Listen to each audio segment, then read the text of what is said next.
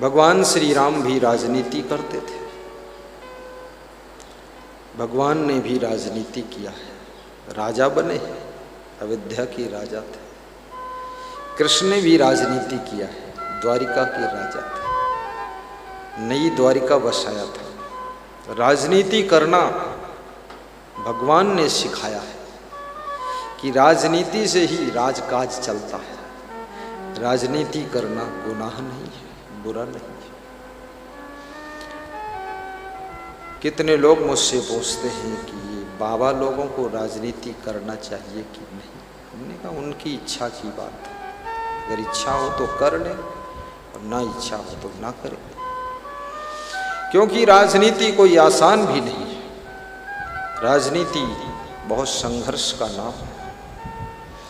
राजनीति में जागना भागना बहुत पड़ता है, अपमान के घूंट पीने पड़ते हैं। जिनको रास्ता चलने की शऊर नहीं वो भी गालियां देते हैं, और सबकी गालियां ऐसे खाना पड़ता जैसे हाजमोला की गोली खाते हैं। खा लीजिए, सब हजम कर जाइए। राजनीति में कोई सोच ले कि राजनीति करूंगा तो कुछ आराम मिलेगी, आराम नहीं मिल सकती। कठोर श्रम करना पड़ेगा।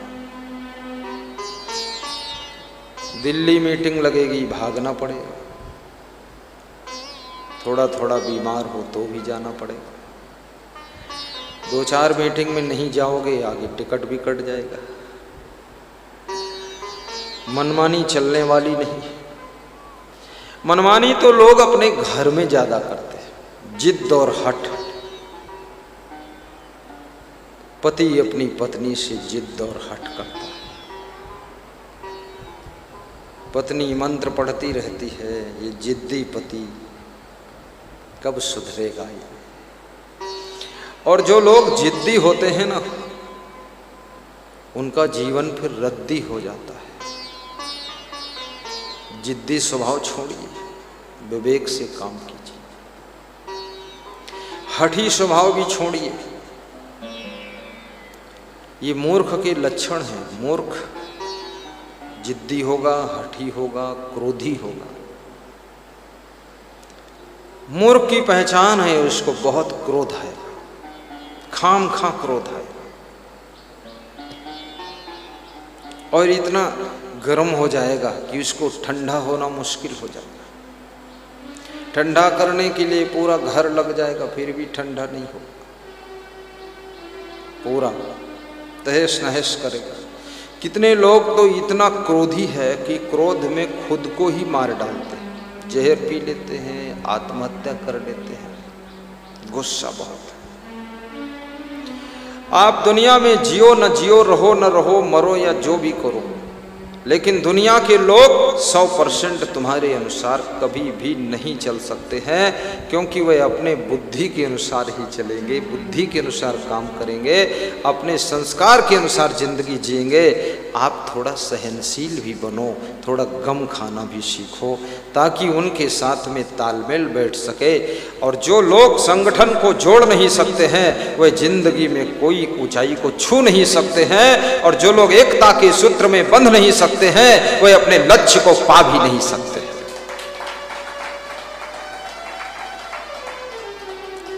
एकता के महत्व को भी समझिए। एक उंगली से एक कुंटल वजन उठाना चाहो नहीं उठा पाओ, लेकिन 5 उंगलियां जुड़ जाए तो भी 1 कुंटल नहीं उठेगा। और 10 उंगली और दोनों हाथ जुट जाए, संगठित हो जाए, 1 कुंटल उठ जाएगा। संगठन में शक्ति है, परंतु संगठन अच्छे उद्देश्य के लिए होना चाहिए। संगठन तो आतंकवादियों का भी होता है, संगठन तो नक्सलाइट का भी होता है, लेकिन उनका संगठन कोई काम का नहीं। उनका संगठन रचनात्मक नहीं है, विध्वंसात्मक है। हमारा आपका संगठन सृजनात्मक होना चाहिए। कुछ नया सृजन कीजिए, कुछ नई रचना कीजिए, शुभ कार्यों के लिए संगठन बनाइए। गुजरात में डिस्ट्रिक्ट छोटा उदयपुर, तहसील बोडेली, ग्राम मूलधर में सत्संग था, जिसका नेतृत्व कर रहे थे महंत श्री नरेश साहब जी, कबीर आश्रम पार्क आश्रम की महंत। बता रहे थे 46 गांव से पैसा संगठित किया हूं, 46 गांव, 46 गांव का पैसा आया है। 2 दिन का समागम है, एक दिन में 26 कुंटल फूल मंगाए गए। बहुत बड़ा भंडारा है। 20 से 30 लाख का खर्चा है प्रोग्राम में। तो मैं भी आश्चर्य में डूब गया कि इतना खर्चा मेरे प्रोग्राम में। बोले सत्संग में तो कम खर्चा है, भंडारा में ज्यादा खर्चा है। गुजराती भंडारा में गुजराती आइटम बनते हैं, गाठिया बनती है, गाठिया, और लपसी बनती है, और गोटा, साधु का लंगोटा, खाने में गोटा। और जिला उदयपुर छोटा।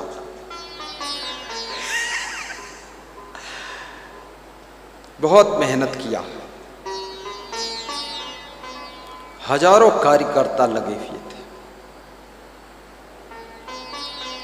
संगठन के बिना शुभ कार्य भी सफल नहीं होते। बाप बेटे में भी एकता होना चाहिए, पिता पुत्र में, सास बहू में, भाई भाई में। और एकता और संगठन त्याग को मांगते हैं। त्याग इनकी खुराक है, संयम इनकी जान है, सहनशीलता संगठन का प्राण है। जो लोग पारिवारिक जीवन जीते हैं उनको पता है,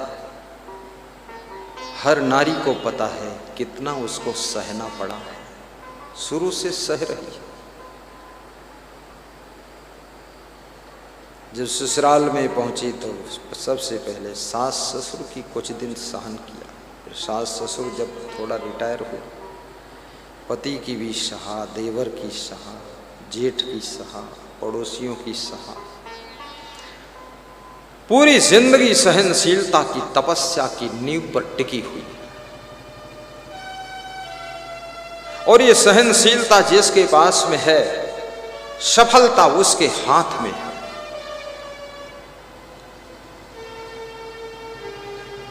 बिजनेस के क्षेत्र में तुम्हारी दुकान में जब ग्राहक आता है, पूरी दुकान का सामान उलझवाता है, ये देखता वो देखता सब देखता है, अंत में कहता है पसंद नहीं आया, रूठ कर चल देता है। दुकानदार मुस्कुरा कर सह लेता है कि 1 घंटे व्यायाम करवाया है और 1000 का सामान नहीं खरीदा है। आहा, पंखे की हवा भी खूब खाया है, कूलर की हवा खाया, एसी की। अब तो बहुत सारी दुकानों में एसी भी लगा है। ग्राहक की ऐसी सेवा होती जैसे दामाद की सेवा हो रही कि हे ग्राहक देवता कुछ न कुछ खरीद लो। ग्राहक दुकानदार को पता नहीं कि वो टाइम पास करने के लिए तुम्हारी दुकान में आया।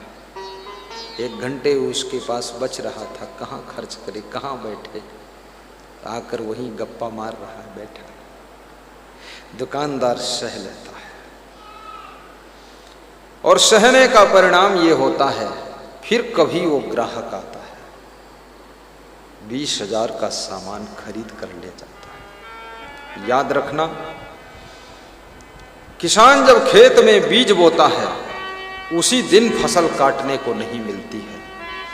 4 महीने उसे इंतजार करना पड़ता है, इंतजाम करना पड़ता है, खाद पानी देना पड़ता है, फसल की रक्षा करना पड़ता है। तब 4 महीने के बाद फसल पककर रेडी होती है, तब फसल कटती है और खेत अनाज से आकर के पूरे घर की कोठरियों को भर देता है। इसलिए थोड़ा इंतजार करना भी सीखो। वेटिंग भी बहुत बड़ी चीज है। ज्यादा उबोगे, डूबोगे, घबराओगे, उलझन मचाओगे, हाथ कुछ लगने वाला नहीं, शांति खो जाएगी। तसल्ली रखो, धैर्य रखो। धैर्य मनुष्य का परम मित्र है। धीरज धर्म मित्र यरु नारी, आपत काल पर रखिए चारी। नारी की परीक्षा, धर्म की परीक्षा, धैर्य की परीक्षा, मित्र की परीक्षा जब तुम आपत्ति में होते हो, संकट में होते हो, तब होती परीक्षा।